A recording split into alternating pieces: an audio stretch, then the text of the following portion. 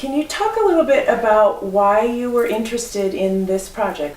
I think that this is a really important project. Partly, I wanted to be a part of it because, not because I necessarily felt this same sexual shame, but because I knew a lot of people who had felt it, and I felt like we needed a project that would work to alleviate some of that pain for people.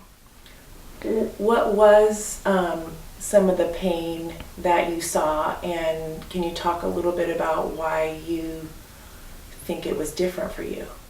Sure. Well, I went to a Christian liberal arts college, and a lot of the friends that I made had gone through the purity movement and had been told forever, don't have sex, don't think about sex, and really hadn't been given any education on how our bodies work and pretty much anything. So because I grew up in a family where we did talk about sex and I wasn't hearing don't, I kind of became the friend that people could ask questions of, and in turn also come to with what they were going through.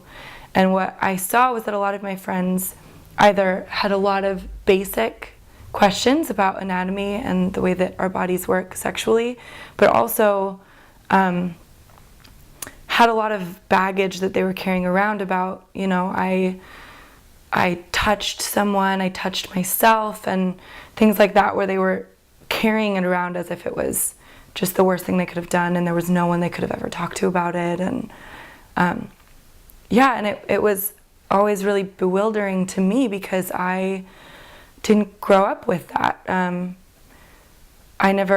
When I had sexual experiences, I didn't carry it around as if it was this grave sin and that I was disappointing God or disappointing the people that love me and things like that. So, yeah. So did you not grow up then in a Christian home? No, I did. I grew up in a Christian home, a believing home, and a church-going family. But we just talked about sex differently.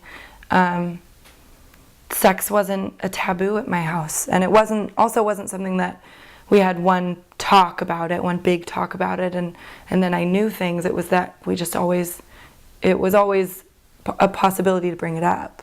So whether we had questions or stories or jokes, whatever it was, there wasn't a taboo around it. So while we did go to church and we did believe in God, we just believed that God had different ideas about sex than just don't.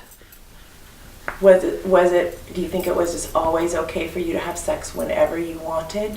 No. So one of the things that really stuck with me from my family was the idea that you're writing your own story as you live. Every day is written in the story of your life, and that one day when you're going back and looking at the story you've chosen to write, you need to feel good about the choices that you've made and the story you've written, as well as you should be able to share that story with the people you love and know that God can see that story, and that your choices are your own, but that you need to make sure that you feel good about that story. And part of that, in terms of our sexual story, was that we had to feel seen and known and loved, and to see, know, and love somebody else. So if those things weren't happening, then no, you probably shouldn't be in that sexual situation. So, that wasn't have sex whenever, but it also wasn't sex in itself is bad and you should never do it until you're married. What have you come to believe is God's intent in sexuality? I think His intent is for us to feel the love with other people that we receive from Him. And that part of human connection and human relationship is having the chance to get a glimpse into the love that God feels for us. And I don't think that that's always present in our sexual experiences, but I think that His intent in sexuality and the intimacy and the physical and emotional pleasure that we feel through those experiences should mirror the fact that we are beloved to God, and hence should be beloved to each other.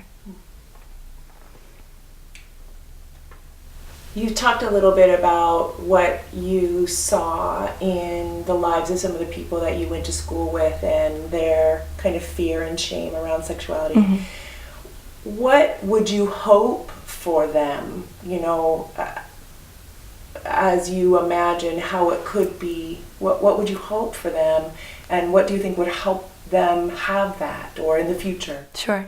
Yeah, so obviously we can't go backwards, and we can't change the fact that this pain has existed and the shame that they've felt has existed. But I think part of reclaiming your sexuality is, on the one hand, education, actual sexual education, the birds and the bees anatomy is really important. But I think also it's just about, I think what would be really great is if there were more stories coming to the surface of people who had reclaimed their sexuality in the ways that they've done it.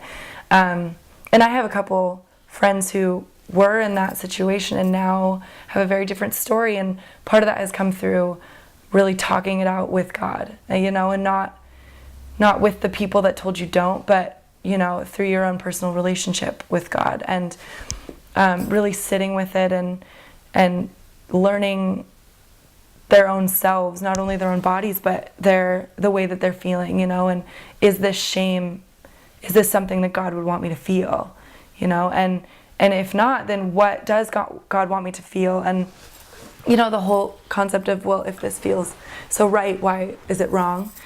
I think that there just should be more room and opportunity for people to ask those questions and